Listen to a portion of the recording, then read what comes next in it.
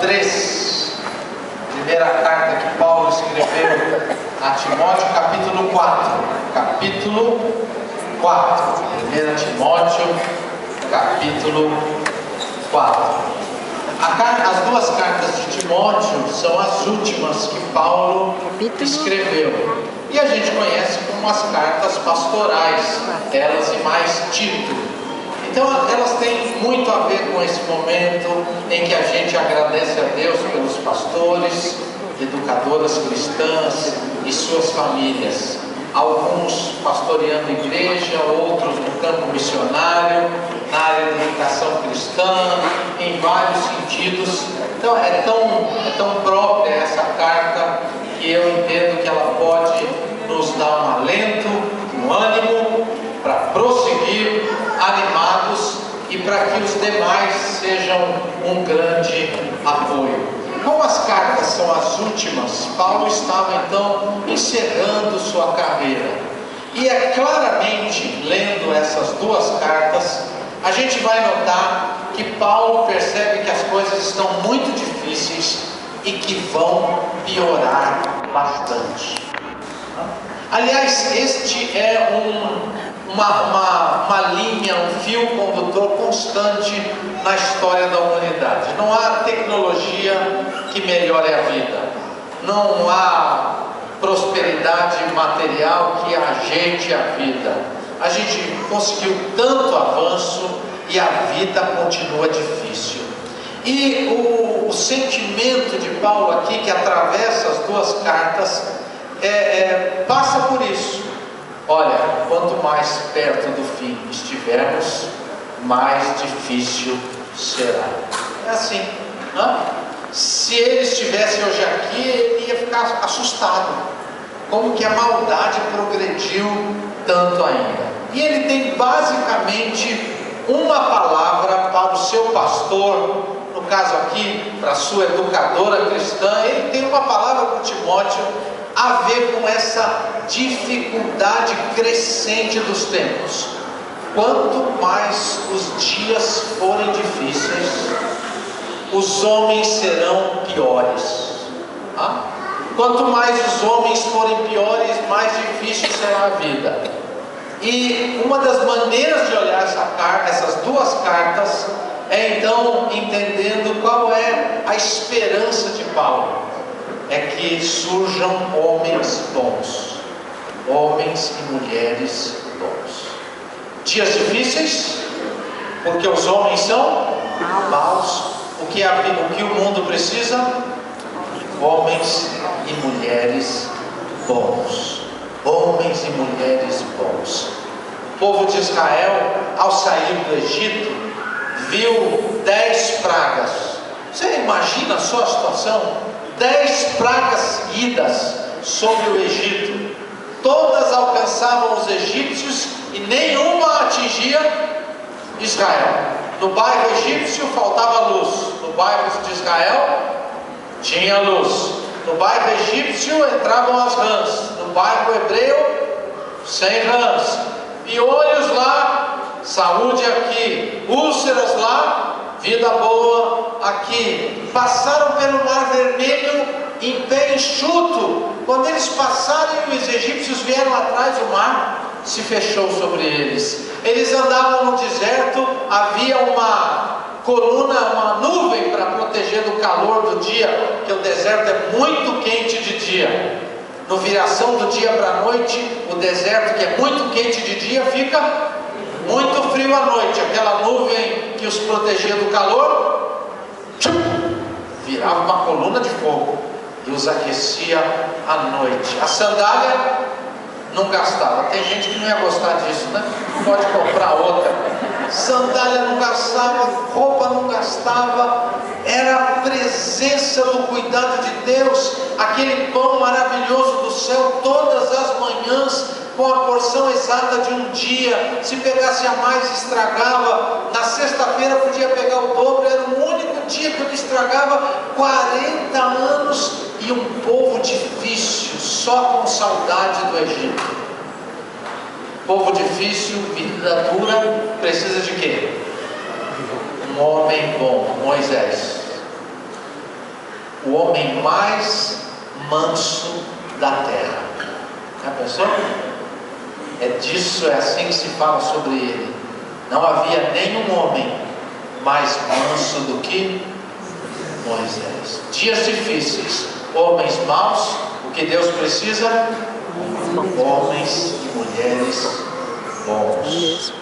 Tempo dos reis, depois de Salomão, a vida ficou muito difícil e a gente celebra os bons reis. Poucos bons reis. Tempos, dias difíceis, homens maus. Deus precisa de homens e mulheres bons. Eu fui muito abençoado pela biografia do Dr. Livingstone, um médico que foi para a África pregar o Evangelho. Muitos anos depois, vieram outros missionários e começaram a contar histórias de Jesus para aquele povo.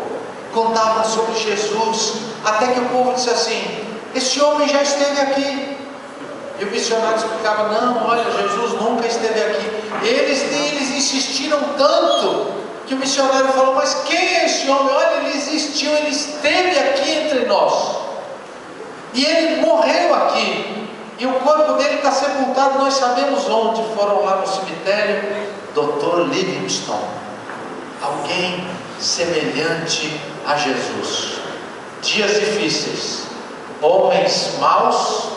Deus precisa de homens e mulheres bons. Então eu quero deixar com vocês um versículo dentre tantos conselhos que Paulo dá aqui na sua carta. 1 Timóteo 4:12, só a segunda parte do versículo, muito conhecido. Primeira carta de Paulo a Timóteo, capítulo 4, verso 12, só a segunda metade do verso. Eu vou ler, depois a gente repete, tá bom? Na tradução que eu ler. Torna-te padrão dos fiéis, na palavra, no procedimento, no amor, na fé e na pureza. Vou ler de novo. Torna-te padrão dos fiéis, na palavra, no procedimento, no amor, na fé, na pureza. A gente já sabe de cor, né? Quem não sabe vai decorar. Vai lá. Torna-te padrão dos fiéis, na palavra, no procedimento, no amor, na fé e na pureza. Mais uma, vai. Torna-te padrão dos fiéis, na palavra, no procedimento, no amor, na fé e na pureza. Na palavra. Homens e mulheres se tornam melhores quando se dedicam à palavra de Deus. Na época da Reforma Protestante, havia várias questões para se resolver que gerou a Reforma Protestante. Uma delas era o seguinte: quem manda em quem? É a igreja que manda na Bíblia ou a Bíblia que manda na igreja? Essa era uma questão. Quem manda em quem? É a igreja que manda na Bíblia ou a Bíblia que manda na igreja? Como é que os protestantes respondem essa pergunta? Quem manda em quem? A igreja na Bíblia ou a Bíblia na igreja? A Bíblia na igreja. A Bíblia na igreja. É a Bíblia que manda na igreja. É a Bíblia que manda no pastor. É a Bíblia que manda no conselho. É a Bíblia que manda na congregação. É a Bíblia que manda no marido. Por isso que a Bíblia diz: marido, viva a vida comum do lar, trate a esposa como parte mais frágil, com discernimento, senão as suas orações não serão ouvidas. Fica na tua, meu irmão. E quem manda na igreja é a Bíblia. Pois bem, nós estamos precisando mais do que qualquer outro tempo da história, porque os tempos estão difíceis e os homens são maus. De Bíblia. Homens e mulheres da Bíblia. Homens e mulheres da Bíblia. Quando eu era menino nessa igreja, sabe quem era a figura humana que mais catalisava a igreja não era o pastor. E não era aqui não, era na maioria das nossas igrejas. Sabe qual era a figura que mais conduzia a igreja quando eu era menino? O superintendente da escola dominical. O superintendente da escola dominical tinha mais influência na igreja que o pastor. Era na escola que as pessoas se convertiam. Era na escola que elas eram preparadas para o batismo. Era na escola que se descobria as questões. Era na escola que ela era treinada para dar aula, para viver. O pastor era um apoiador do superintendente. Era um suporte teológico dos professores da escola dominical. A igreja girava em torno da escola. Qual é a igreja hoje, dentre as nossas, incluída a paulistana, que tem mais gente na escola do que no culto? Tem alguma igreja aqui que tem mais gente na escola do que no culto? Eu já andei perguntando aí para muita gente dessa denominação e de outras. Tempos difíceis não vieram à toa. Homens maus não brotam do nada. É hora de homens e mulheres bons. Primeiro, homens da palavra. Homens da palavra. Há 20 anos, tinha uma missionária que ajudava na paulistana, mas o trabalho dela era na Praça da Sé. Eles conseguiram uma sala na Caixa Econômica. Sabe a Caixa Econômica? No fundo da Praça da Sé. Tinha uma sala lá com refeitório, banheiros, televisão. O Giame, que vocês conhecem. Ainda há gente nossa trabalhando no Giame. E eles davam almoço e passavam filme, mas só ganhava almoço e só assistia o filme quem decorasse o versículo. Tinha outras coisas, mas a base do trabalho era esse: decorar versículos da Bíblia. Morava lá um menino, um adolescentezinho de menos de 15 anos, já casado, com uma menina de 12, 13 anos, já com filho, morador lá na Praça da Sé, esperto, mente aguçada. E os missionários estrangeiros ficavam ensinando versículo. Só almoçava, só assistia filme, se decorasse o versículo. O Marcelo, a Solange e o Marquinhos, um bebezinho. O Marcelo decorava rápido e ele gostava de ir lá na frente falar o versículo.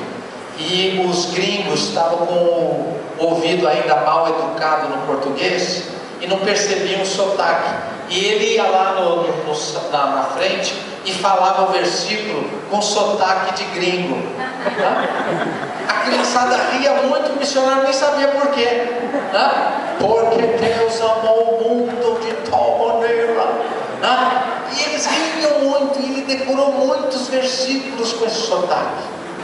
E ele fazia parte de uma gangue de assaltantes.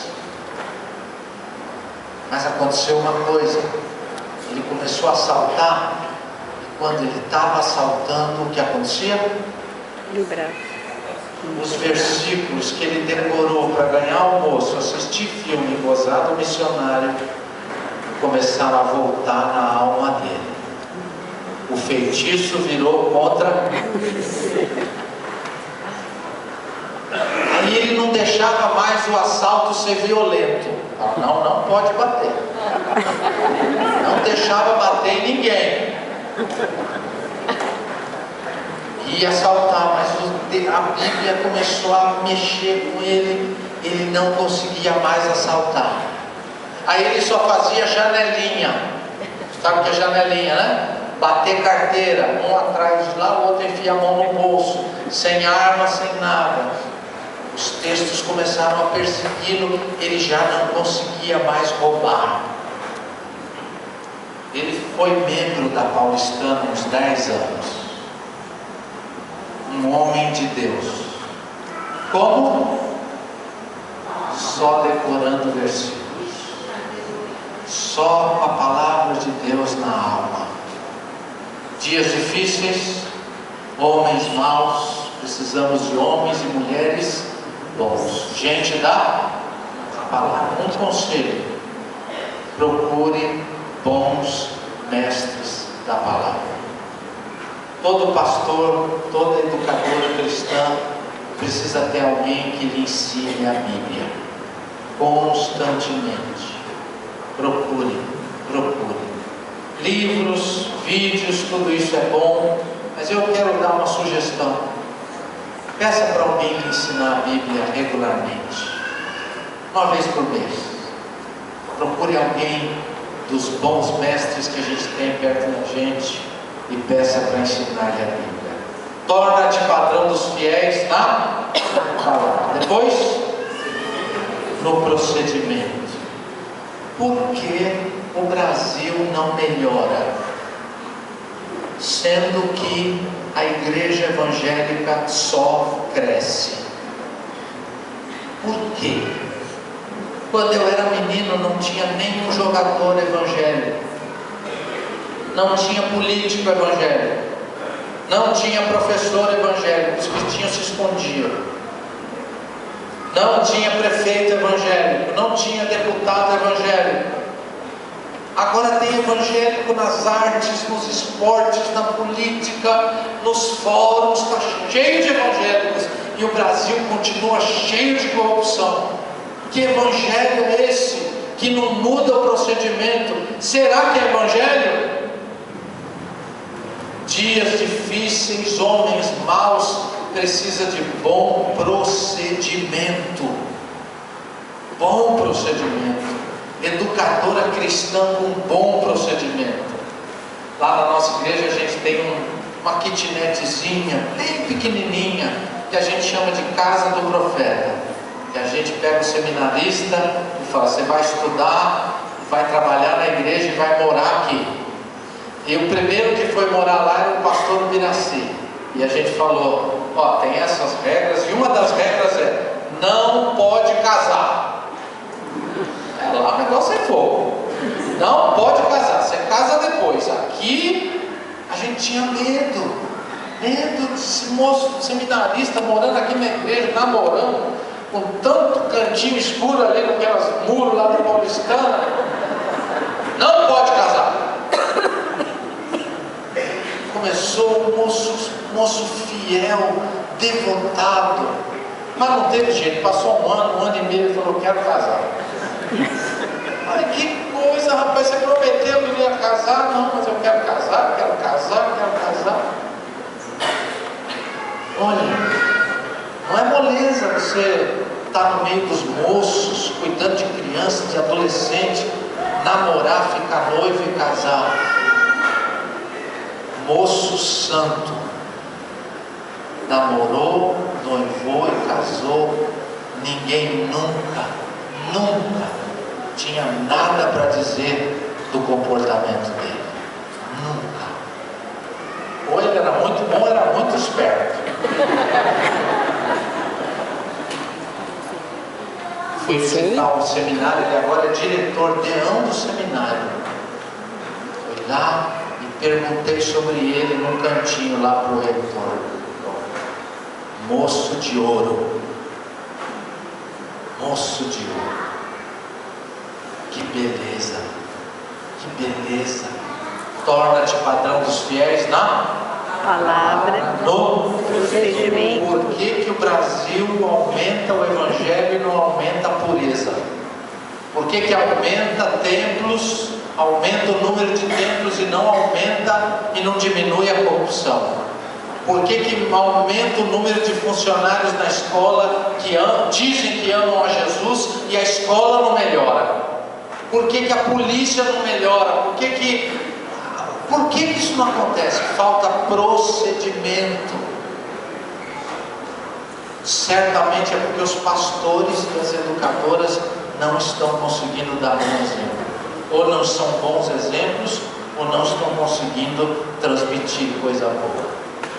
Não é possível o evangelho crescer e o país não melhorar. Padrão dos fiéis na palavra, no procedimento, no amor. Nada é mais cristão do que o amor. Nada, nada, nada é mais cristão do que o amor. A Dorcas, que servia as viúvas com o seu artesanato, com a sua tarefa de costureira, atendia, aparentemente morreu cedo para a média de vida da época. As viúvas ficaram apavoradas, convenceram o apóstolo a pedir a Deus que a ressuscitasse. Imagina só, eu fico pensando em mim nessa hora. A vida está dura, cada vez mais difícil, minha cunhada está com câncer, só vem notícia ruim, eu faço mais divórcio do que casamento, mais velório do que batizado, a vida está muito complicada.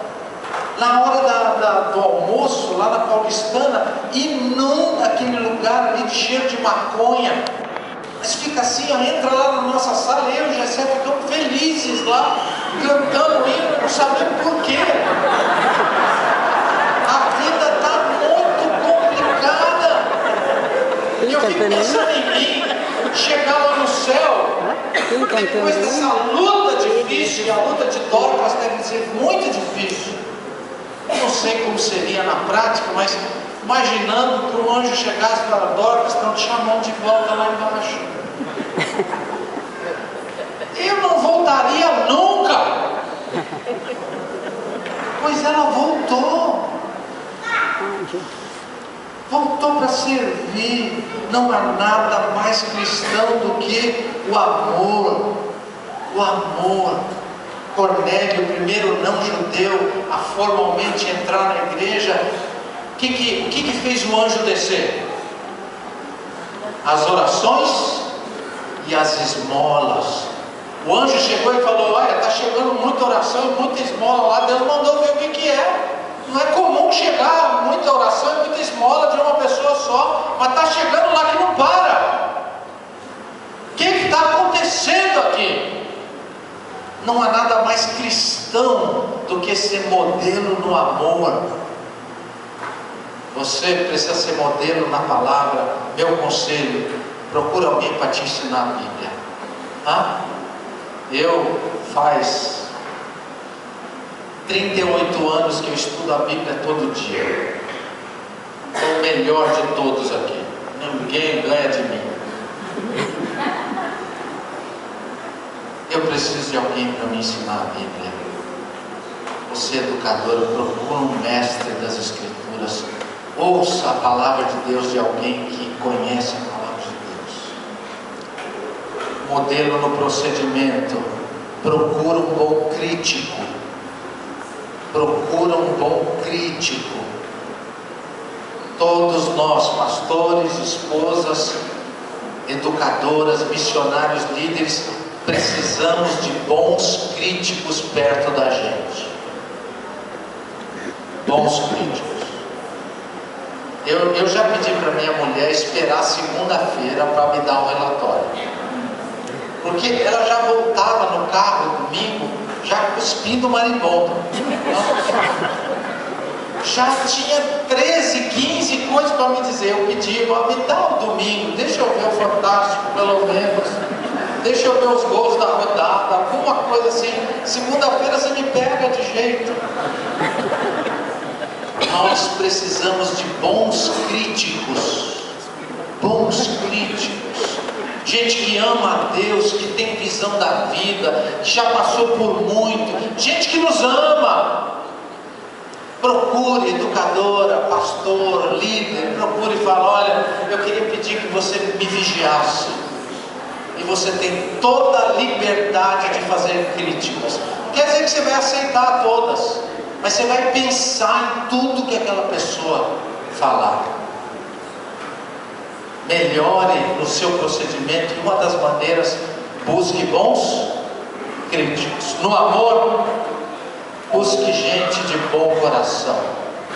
Quem aqui conhece alguém de bom coração? Sabe, aquele pessoa que você fala: mas como é que essa pessoa não consegue ser tão bondosa. Mansida. Uma tia, um primo, um avô, um vizinho, de bom coração. Quem é que conhece alguém? Olha, tem demais isso ainda tem gente de bom coração. Então aí procura essa pessoa. Procura essa pessoa. Procura. Apesar de mim, eu tenho um filho de bom coração. Tenho. A gente tinha que proibir ele de dar a roupa do corpo. Um dia ele chegou em casa descalço. Que alguém pediu, ele estava descalço e deu o sapato do pé. Precisei dar bronca nele. Você está proibido de dar sapato para os outros. Ande com gente de bom coração. Chame para sua casa. Passe uma sábado à tarde com ele. Conheça essa pessoa de bom coração. Seja padrão na palavra. Busque bons mestres. Seja padrão no procedimento. Busque bons críticos. Seja modelo no amor. Busque gente de bom coração. Seja padrão na fé. Procure um desafio. Fazer o muro da cidade de Jerusalém em tempo recorde, sem dinheiro e sem pessoal especializado. Se Deus está mandando, vai atrás do desafio. Vai atrás. Abre uma classe de criança, abra um culto na sua casa, prometa entregar 2 folhetos por dia, 700 por ano. É bastante folheto. Talvez nenhum de nós aqui entregou 700 folhetos no ano passado. Parece pouco, 2 por dia. Vai tentar, vai procurar fazer. Procure um desafio que nasceu em Deus e vem até você. Procure um bom crente. Aquele crente que gosta de desafio. E vai com ele. Vá com ele. Quinto, seja padrão na pureza. Padrão na pureza. Está faltando demais isso. O pastor Luiz André é o secretário regional dos pastores e liderado pelo pastor Gessé, que é o nacional. Como eles trabalham? Eles pegaram a pior igreja da denominação. Sabe qual é a pior igreja da denominação? Não é uma daqui, nem a paulistana. É a igreja feita só de pastores. Igreja de pastor é a pior da denominação. Todo mundo acha que sabe, todo mundo já acha que não vai fazer nada errado. Coitado dele. Coitado. Que beleza quando a gente tem líderes puros. Aquela mulher do patrão perturbando José, dia após dia. Deita comigo. Não deve ser fácil aguentar uma coisa dessa. Deus nunca me deu essa tentação. Acho que Ele já sabe que não vou aguentar. Todo dia não deve ter sido fácil. Por que a roupa do José ficou na mão da mulher? Ele fugiu. Ela agarrou ele. Você já tá imaginando certo. Eu estou vendo pela sua cara. Por quê? Porque o negócio passou perto. Passou muito perto. Não foi de longe assim, não. Vem cá. Talvez no primeiro dia foi de longe, no segundo, no terceiro. Naquele último dia, quase que aconteceu. Tanto é que a roupa dele ficou. É muito difícil manter a pureza. Muito difícil. Vou dar 2 exemplos. Sexo e dinheiro. É por aí que vai a derrota das pessoas. Ou é sexo, ou é dinheiro, ou é os dois. São os dois. Pastores, sejam exemplo. Sabe como é? Se você quer ser exemplo na palavra, busque bons mestres. Queres exemplo no procedimento?